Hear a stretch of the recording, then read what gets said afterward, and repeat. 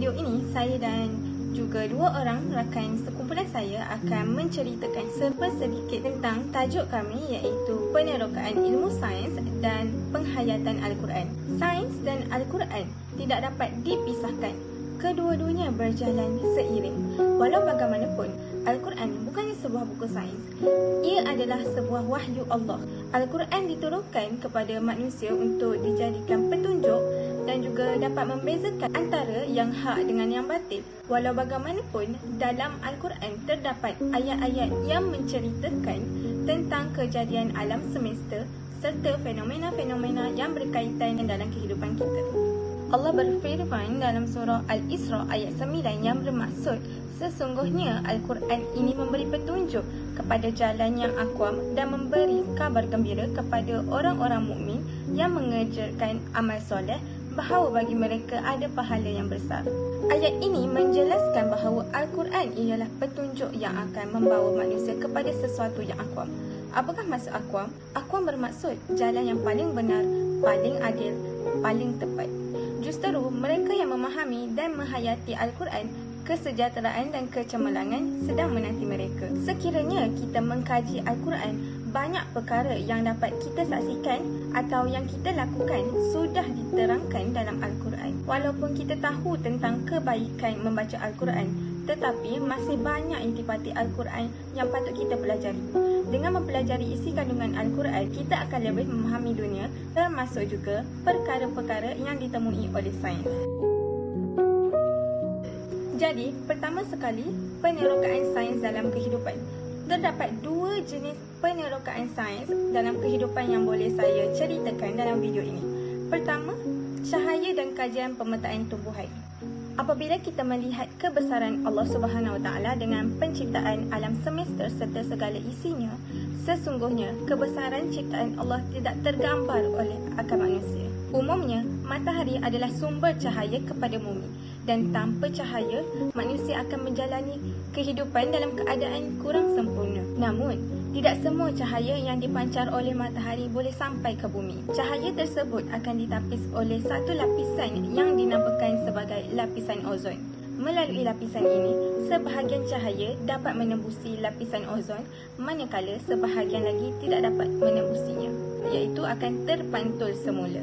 Kajian juga mendapati bahawa setiap tumbuhan yang terdapat di permukaan bumi ini dapat memantulkan cahaya pada jarak gelombang yang sangat berbeza. Hal ini dapat membolehkan proses pengecaman spesies tumbuhan yang terdapat dalam hutan, khususnya dapat dilakukan berdasarkan hasil-hasil cerapan satelit. Penerokaan sains dalam kehidupan yang kedua yang boleh saya kongsikan ialah bahan api hayat biofuels dari tumbuhan.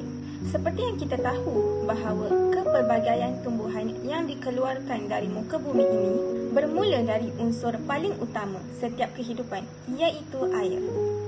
Dalam surah Al-An'am ayat 99 yang bermaksud, dan dialah yang menurunkan air hujan dari langit, lalu kami tumbuhkan dengan air itu segala macam tumbuh-tumbuhan, maka kami keluarkan dari tumbuh-tumbuhan itu tanaman yang menghijau.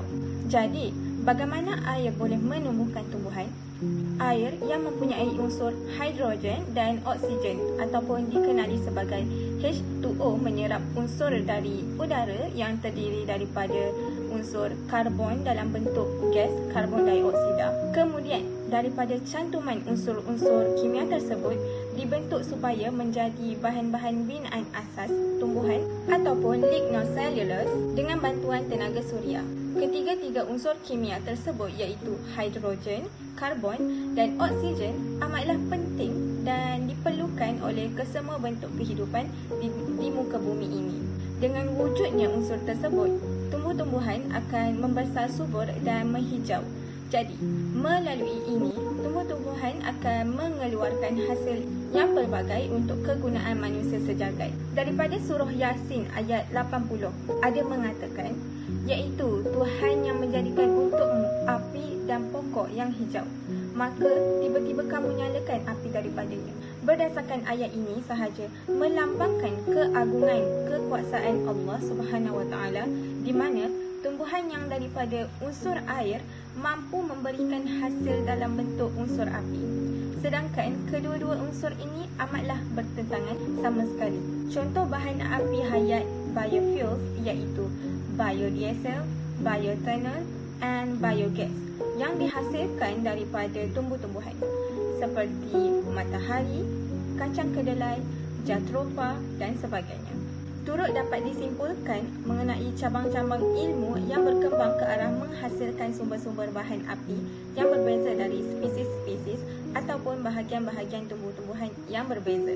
Jadi, begitulah Allah menyusun dan mengatur alam ini. Dia Maha mengetahui apa yang baik untuk makhluk ciptaannya. Begitu juga sebaliknya. Seperti yang mana kita tahu, Islam amat menitik beratkan umatnya berfikir, mengkaji dan berinovasi dalam kehidupan seharian. Tradisi menggali ilmu menjadi tunjang dalam tamadun Islam dan tamadun lain, berentasi pelbagai disiplin ilmu. Ilmu sains misalnya yang merupakan ilmu fardu kifayah bukan menjadi penghalang kepada umat Islam, akan tetapi ianya menjadi jambatan dalam membantu kehidupan manusia. Bagaimanapun, kehebatan ilmu sains tidak setanding dengan kehebatan dan kebesaran Allah SWT yang merupakan pemilik segala ilmu. Di sini saya akan menerangkan matlamat ilmu sains dalam Islam. Yang pertama, melahirkan masyarakat berilmu. Yang kedua, menggunakan sumber alam secara cekap dan berkesan. Yang ketiga, mencapai kecemerlangan hidup dan mengekalkan kemakmuran. Dan yang terakhir iaitu meningkatkan amal ibadat dari segi sumbangan sains dan teknologi untuk kebaikan manusia. Yang pertama, melahirkan masyarakat yang berilmu. Seperti mana kita tahu, Islam amat menyeru kepada penganutnya yang mementingkan budaya ilmu dan melakukan sesuatu proses pencarian ilmu pengetahuan dengan bersungguh-sungguh. Islam amat menegaskan tentang kepentingan menimba ilmu dan dipraktikkan dalam pengenalan ilmu sains dan teknologi. Perkara ini dapat dibuktikan secara fakta bahawa wahyu yang pertama diturunkan kepada Nabi Muhammad SAW amat menekankan kepada pembacaan sebagai perkara penting dalam menimba ilmu. Selain daripada Al-Quran yang banyak menceritakan tentang fenomena sains yang wujud, terdapat beberapa hadis yang menggalakkan umat Islam mengkaji dan mendalami tentang fenomena sains yang wujud.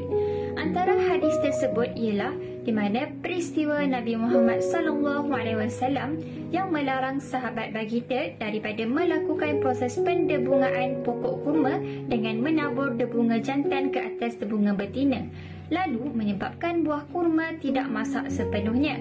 Nabi Muhammad SAW menerangkan bahawa pentingnya ilmu perubatan dan keperluan. Secara tuntasnya, ini amatlah menyeru umat Islam mengetahui dan mengkaji tentang ilmu sains yang berkaitan. Justru, ilmu amatlah penting bagi melahirkan masyarakat yang berpengetahuan. Yang kedua, menggunakan sumber alam secara cekap dan berkesan.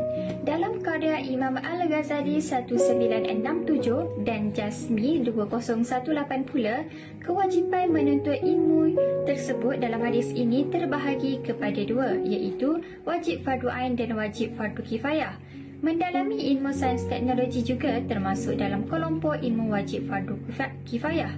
Selain daripada Al-Quran yang banyak menceritakan tentang fenomena sains yang wujud, terdapat beberapa hadis yang menggalakkan umat Islam untuk berbuat sedemikian. Melalui sumber alam yang sungguh mengagumkan di bumi ini, kita bukan sahaja perlu mengagumi kekuasaan Allah, malah kita sebagai umat Islam yang mengutamakan ilmu pengetahuan haruslah mengkaji dan menganalisis tentang sumber alam, iaitu flora dan fauna. Dengan kajian saintis dan penyelidikan yang kita lakukan, mampu memberi manfaat kepada masyarakat seperti ubat-ubatan, menemukan ilmu baharu melalui sumber alam. Secara tidak langsung, hal ini dapat membuktikan tentang kehebatan dan kekuasaan Allah yang mampu melakukan dan memberi segala sesuatu di atas muka bumi ini. Oleh itu, penghayatan ilmu sains ini mampu memberi ruang kepada manusia untuk menggunakan sumber alam secara cekap dan berkesan.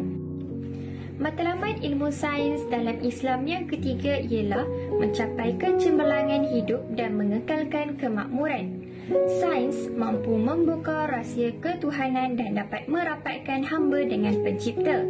Allah Subhanahu Wa Taala menganugerahkan manusia akal untuk berfikir dan sebagai tanda makhluk yang paling istimewa. Hal ini juga menggalakkan manusia untuk berfikir dan mengkaji kejadian alam kerana akan membawa kepada kemudahan, kesenangan dan pengetahuan. Segala ilmu pengetahuan sains Islam yang terdapat di dalam Al-Quran memberi kesejahteraan kepada manusia dan dapat meningkatkan amal soleh. Penghayatan ilmu tersebut dapat meningkatkan taraf dan kualiti kehidupan manusia. Sebagai contoh, melalui penerokan ilmu mampu melahirkan insan yang mempunyai kemahiran dari segi undang-undang dan perubatan, yang mana mereka merupakan golongan yang terpenting di kehidupan dunia kini. Kerana ilmu yang mereka pelajari mampu mengekalkan keamanan dan kemakmuran masyarakat. Matlamat ilmu sains yang keempat iaitu dapat meningkatkan amal ibadat dari segi sumbangan sains dan teknologi. Seperti yang kita tahu, segala teknologi yang digunakan serta kajian yang dijalankan akan menjadi ibadah jika diredai Allah. Ianya berfungsi untuk memenuhi keperluan jasad dan hawa nafsu manusia. Selain itu juga, manusia memerlukan teknologi yang mesra alam, selamat dan mendamaikan dari aspek keindahan, ketinggian mutu teknologi dan industri, sekaligus mampu membawa rahmat dan kasih sayang kepada manusia. Setiap kajian yang dilakukan yang berkaitan dengan alam semesta telah membuktikan bahawa kebenaran saintifik tiada sesiapa yang mampu melakukannya selain daripada Allah Subhanahu Wa Taala. Kebenaran saintifik juga ialah kebenaran dari Allah yang diizinkannya untuk dimiliki manusia demi memakmurkan alam. Sains dan teknologi ini menjadikan matlamat Islam sebagai ad-din tercapai seterusnya menghapuskan kehidupan jahiliah. Kesimpulannya, kita dapat mengetahui peranan ilmu sains dalam kehidupan umat Islam seharian. Hal ini menggalakkan seluruh umat Islam untuk mempelajari ilmu pengetahuan yang sungguh meluas ini. Perkara ini dapat diterjemahkan menurut sebuah hadis Rasulullah SAW yang diriwayatkan oleh Anas bin Malik radhiyallahu anhu. Menuntut ilmu adalah satu kewajipan ke atas setiap orang Islam. Melalui matlamat yang kita perolehi ini mampu membuka mata kepada masyarakat akan fungsi ilmu sains. Dengan itu, bidang ilmuwan ini tidak dapat dipisahkan dengan ilmu dalam Islam yang tercatat dalam Al-Quran dari sejak mula diwahyukan dan hadis yang diriwayatkan oleh golongan perawi hadis.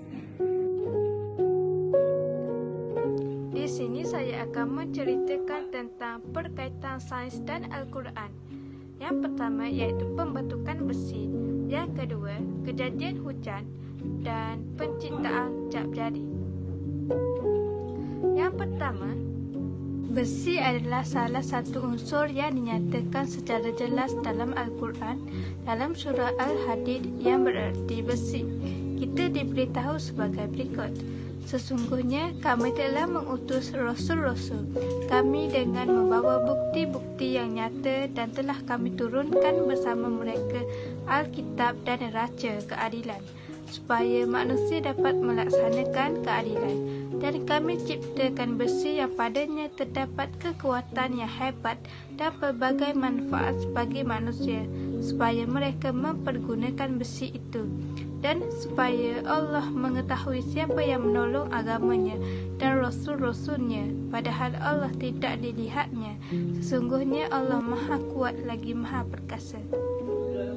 Kata anzalna yang berarti kami turunkan khusus digunakan untuk besi dalam ayat ini. Dapat diertikan secara kiasan untuk menjelaskan bahawa besi diciptakan untuk memberi manfaat bagi manusia. Tapi ketika kita mempertimbangkan makna afiah kata ini, yakni secara bandawi diturunkan dari langit, kita akan menyadari bahawa ayat ini memiliki keajaiban yang sangat penting. Ini kerana penemuan astronomi moden telah mengungkap bahawa logam besi yang ditemukan di bumi kita berasal dari bintang-bintang raksasa di angkasa luar. Logam perak di alam semesta dibuat dan dihasilkan dalam badan bintang-bintang raksasa. Akan tetapi, sistem tata surya kita tidak memiliki struktur yang sesuai untuk menghasilkan besi secara sendiri. Besi hanya dapat dibuat dan dihasilkan dalam bintang-bintang yang jauh lebih besar dari matahari, yang suhunya mencapai beberapa ratus juta Celsius. Ketika jumlah besi telah melampaui batas tertentu dalam sesebuah bintang, bintang tersebut tidak mampu lagi menanggungnya dan akhirnya meledak melalui peristiwa yang disebut nova atau supernova.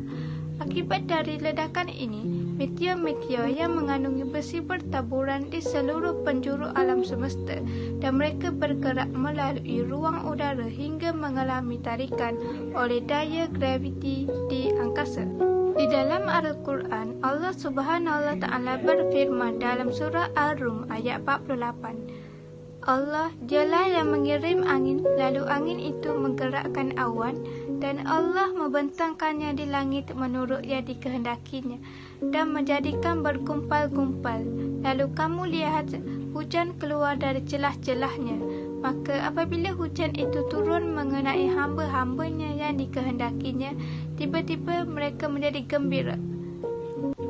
Maksud ayat di atas dapat disimpulkan bahawasanya angin itu membawa awan-awan ke suatu tempat dan menggulung-gulung, dan di antara gulungan itu atau antara sekatnya turunnya air yang dinamakan air hujan.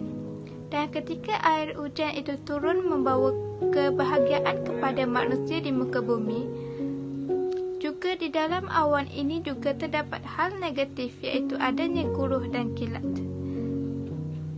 Semua ini adalah realiti atas hasil teori dan setelahnya lebih jelas dengan adanya ayat Al-Quran yang menjelaskannya, kerana ayat Al-Quran itu muncul lebih jauh sebelum hipotesis dan teori itu ada.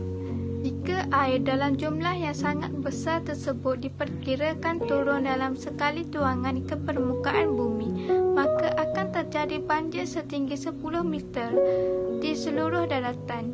Akan tetapi dengan rahmat dan kasih sayang Allah Subhanahu wa Ta'ala terhadap hamba-Nya, 370,000 km persegi air turun ke samudera dan hanya 90,000 km persegi yang turun di daratan. Jika jumlah 90,000 km persegi dibahagikan ke semua daratan dengan merata, maka bahagian untuk setiap 1 meter persegi tanah mendapat 1 meter. Sebagai wujud kasih sayang Allah terhadap hamba-Nya, air tersebut turun dalam beberapa tahap. Orang yang memiliki set cap jari yang sama walaupun kembar yang memiliki jujukan DNA yang amat serupa, cap jari terbentuk dari sebelum kelahiran dan akan kekal serupa sehingga kematian, melainkan berlakunya kecederaan kekal seperti parut. Sebelum akhir kurun ke-19, manusia menganggap cap jari adalah lengkuk-lengkuk biasa tanpa sebarang fungsi khas. Walau bagaimanapun, Allah Subhanahu wa Ta'ala telah menunjukkan kepentingan cap jari lama sebelum manusia dapat memahaminya melalui sains moden seperti yang dilihat dalam ayat keempat dalam surah Al-Qiyamah. Maksudnya, bukan sebagaimana yang disangka itu, bahkan kami berkuasa menyusun dengan sempurnanya segala tulang jari-jarinya, tulang yang lebih halus dari yang lain. Teknik yang paling popular digunakan untuk mengesan cap jari tempat kejadian jenayah ialah teknik penghabukan, iaitu dengan menyapu habuk karbon atau aluminium dengan berus lembut halus ke atas permukaan yang disyaki mempunyai cap jari. Setelah cap jari ini ditimbulkan oleh habuk, polis akan mengambil gambar cap jari tersebut atau mengangkatnya dengan menggunakan pita pelekat lutsina untuk direkodkan. Di tempat kejadian jenayah, kadang-kala cap jari tidak perlu dicari kerana kekotoran ataupun darah yang terdapat pada tangan si penjenayah telah menampakkannya. Sekiranya bahan-bahan lembut yang dipegang seperti coklat, sabun, plastik akan boleh meninggalkan kesan cetakan cap jari pada permukaan bahan-bahan tersebut. Hal ini memudahkan pihak penyiasat mengenal pasti identiti si penjenayah. Teknik yang terakur dalam bidang penampakan kesan cap jari adalah teknik yang menggunakan cahaya laser. Al-Quran sebagai sumber ilmu telah menggambarkan bagaimana hakikat kemanusiaan mulai dari asal-usul penciptaan manusia, potensi yang diberikan Allah kepada manusia dan tugas serta tujuan dari penciptaan manusia itu sendiri. Namun, Al-Quran bukan sekadar untuk kegunaan umat Islam. Al-Quran juga boleh ditadabbur ataupun diteliti oleh orang bukan Islam untuk mencari fakta-fakta yang menarik. Tetapi daripada perspektif akidah Islam, Al-Quran ditujukan kepada umat Islam untuk diamalkannya. Sekiranya kita mengamalkan Al-Quran, rahmat akan berjaya diraih apabila dipenuhi tuntutan terhadap Al-Quran. Tambahan pula, dengan adanya kaitan sains dalam Al-Quran, jadi kita perlulah lebih cakna dan ambil tahu. Maka melalui ini, pasti suatu hari nanti akan ada duta-duta terhadap kebesaran Al-Quran. Oleh itu, dapat saya simpulkan bahawa Al-Quran mengandungi bukti kebenaran khususnya dalam bab sains dan teknologi. Hal ini menunjukkan bahawa Al-Quran ia membuka jalan sebelum adanya pertemuan yang lebih mendalam oleh para pengkaji di zaman berzaman. Oleh itu, marilah kita umat Islam bersama-sama kembali kepada Al-Quran. Jadikan Al-Quran sebagai amalan seharian kehidupan kita. Bacalah Al-Quran walaupun sedikit, namun bacalah berkali-kali kerana ia merupakan satu kejayaan yang amat besar dalam hidup kita. Hal ini demikian kerana Al-Quran merupakan sumber kejayaan dalam kerjaya dan seluruh sistem kehidupan. Khususnya kita sebagai manusia mempunyai cita-cita. Jadi yakinlah pada Al-Quran dan jadikan Al-Quran sebagai rujukan sepenuhnya dalam hidup. Sekian sahaja daripada kami.